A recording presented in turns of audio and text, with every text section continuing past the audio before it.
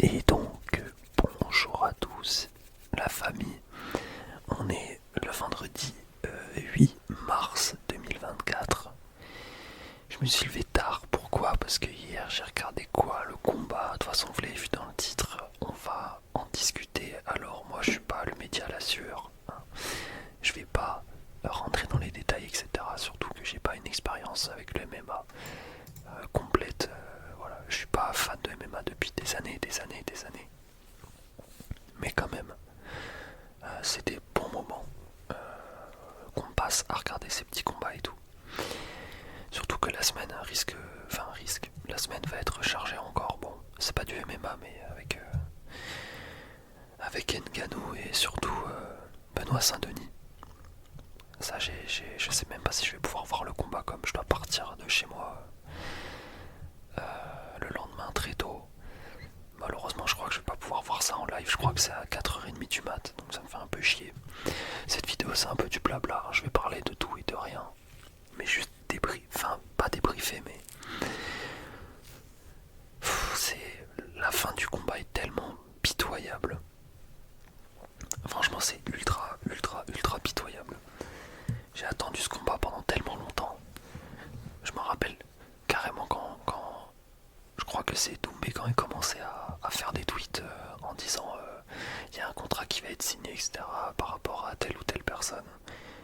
Moi je me disais c'est impossible qu'il accepte de se battre contre Baki parce qu'il a rien à en gagner à part en vrai de la notoriété sur les réseaux, et c'est hyper important. Après en soi c'est un bon combattant Baki, donc en vrai c'est toujours sympa de pouvoir avoir une victoire comme ça. Mais je vous avoue que en fait il est... faut aimer, soit Cédric Doumbé t'aime, soit tu détestes. En vrai tu peux être neutre face à toute sa com avant un combat. Moi je suis pas un très très grand fan de Cédric Doumbé, mais faut quand même avouer que certains moments sont quand même vraiment drôles. Mais voilà, sinon je suis pas du tout un fan de cette personne, mais voilà, faut quand même se rendre compte des dingueries qu'il fait avant chaque combat, la pression qu'il met sur ses épaules et sur ceux de l'adversaire. Il me semble, si je dis pas de conneries, parce que j'ai regardé des récaps hier soir, juste après la fin du combat, il y a des gens qui ont lancé des lives pour faire des petits récaps. Il me semble que le premier round, il y a eu pas mal de takedown de la part de Baki, ce qui fait que on lui a donné le round apparemment. D'ailleurs j'ai pas le screen, mais apparemment il y a la fiche qui traîne sur Twitter des rounds, des résultats pour les rounds, mais voilà, je l'ai pas là sur moi, enfin sur mon PC. Et le deuxième round, apparemment Baki apparemment on voit que dans le deuxième round Baki se fait un peu plus toucher au visage par Doumbé, même si lui aussi rentre pas mal de jabs comme il l'a dit dans l'interview après combat. Mais d'après l'affiche, je crois que Cédric était gagnant sur ce round, donc ça faisait 1-1. Mais c'est vraiment horrible que ça s'arrête. En plus c'est genre au début du troisième round, enfin ouais, si je dis pas de conneries, c'est plus vers le début que la fin du troisième round, donc c'est à dire qu'il y avait vraiment encore un round entier pour déterminer une fois pour toutes qui allait sortir victorieux de ce combat. Parce que même les gens qui sont pour Baki, ils sont contents en vrai que Baki ait gagné, mais il y a ce petit truc qui dit que ouais, mais en vrai, s'il n'y avait pas eu cette épine, etc. Et inversement, beaucoup de gens qui soutiennent Cédric qui disent l'inverse, ouais, mais s'il n'avait pas eu cette épine, en plus d'après Cédric, bon ça après, est-ce qu'il dit la vérité, je sais pas, mais je crois qu'il avait expliqué que sa stratégie au final, c'était de faire croire qu'il allait le mettre KO au premier round, pour qu'en gros Baki il soit sur ses gardes au premier round et que le deuxième et le troisième ils deviennent un peu moins méfiants. Et du coup c'est là que Cédric il allait attaquer au troisième round. Je crois qu'il avait dit un truc comme ça. Donc comme par hasard au moment où tout le climax du combat, j'ai envie de dire, il y a une épine. mentir, on s'est pas mal foutu de sa gueule avec mes potes. Parce que quand même une épine, voilà quoi, c'est fin. On est là, ils se mettent des patates, ils se font des takedowns, il y a des étranglements, ça saigne dans tous les sens. Et pour une épine dans le gros orteil, t'arrêtes un combat. Bon, évidemment, c'est pas Cédric qui a décidé d'arrêter le combat, c'est l'arbitre. J'ai quand même réinstallé Twitter juste pour voir la session van sur Cédric Doumbé, parce que faut avouer quand même. Je sais pas si c'est dans la nature humaine, mais quand quelqu'un fait le malin comme ça pendant des semaines et des semaines et des semaines et des semaines, et qu'au final, le combat s'arrête parce qu'il a une aiguille dans le pied, qu'on soit pour ou contre Cédric Doumbé, qu'on soit pour ou contre Baki, on a envie de voir ce que les gens pensent, la créativité qui va se développer en l'espace de quelques minutes, parce que c'est à qui aura fait le meilleur tweet avec la meilleure blague dans un temps très très court, évidemment. Le combat était terminé, j'ai attendu 5 minutes, j'ai réinstallé Twitter, il y avait déjà des fans avec 20 000 likes, un truc comme ça. C'est vraiment une dinguerie, c'est une dinguerie. Après, il y en a beaucoup qui disent aussi sur Twitter que John Jones, apparemment, il aurait continué de combattre avec un orteil pété, je crois. Benoît Saint-Denis, il a continué de combattre avec la peau de l'orteil arrachée carrément. Donc on voyait, il était ouvert à vif, je sais plus comment on dit. Bon, je vais faire l'avocat du diable. En vrai de vrai, on sait pas, ça se trouve, l'écharde était immense. Et ça, comment dire, ça titillait un nerf dans son pouce et c'était genre insupportable. Ça, on peut pas le savoir, malheureusement.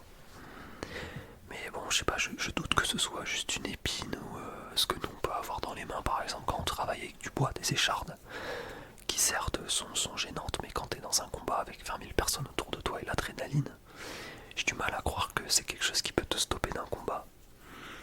Et puis même, il y a plein de combattants qui ont continué à combattre malgré certaines... malgré des blessures en plein combat qu'ils essayaient de cacher. Donc en vrai sur ce point là j'avoue qu'il m'a un peu déçu Doumbé, qui est censé être le guerrier ultime, hein, qui éteint tout le monde mais qui a une écharde au pied.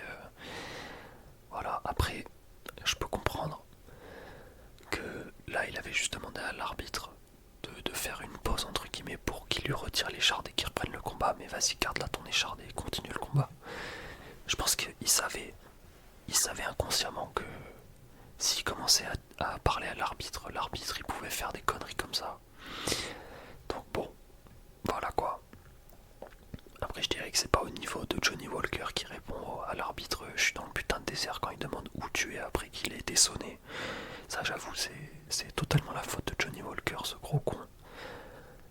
Mais bon, une écharde quoi.